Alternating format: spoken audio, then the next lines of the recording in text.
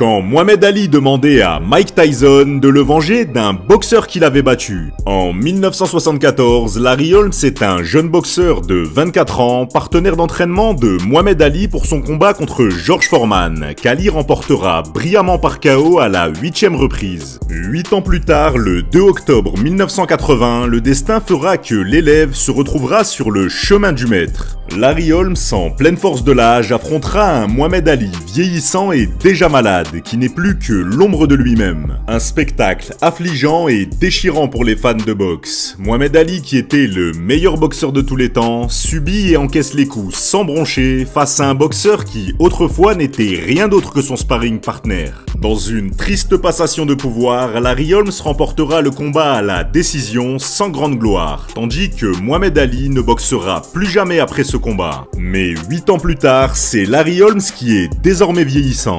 Et en ce soir du 22 janvier 1988, il n'affronte nul autre que le phénoménal champion du monde de l'époque, le seul et l'unique Mike Tyson. Et en ce soir de championnat du monde, Mohamed Ali est présent en tant qu'invité d'honneur, largement acclamé par la foule. Et avant de quitter le ring pour laisser place au combat, Mohamed Ali ira glisser quelques mots à Mike Tyson on ne peut plus clair. Bats-le pour moi. Une pression que Mike Tyson semblera très bien supporter. Dès l'entame du combat, Iron Mike lancera la marche avant contre un Larry Holmes qui apparaîtra le plus souvent fortement dépassé. Et avec cette pression, il n'en faudra pas longtemps au plus jeune champion du monde de l'histoire pour déjà envoyer Larry Holmes au sol d'une puissante droite à la 2e reprise. Complètement déboussolé, Larry Holmes se relèvera avec courage avant d'être immédiatement renvoyé au sol par un Mike Tyson déchaîné, bien décidé à en finir. Larry Holmes se relèvera une seconde fois avant d'être achevé une bonne fois pour toutes d'un puissant enchaînement ponctué d'un terrible crochet du gauche qui l'enverra dormir pour de bon.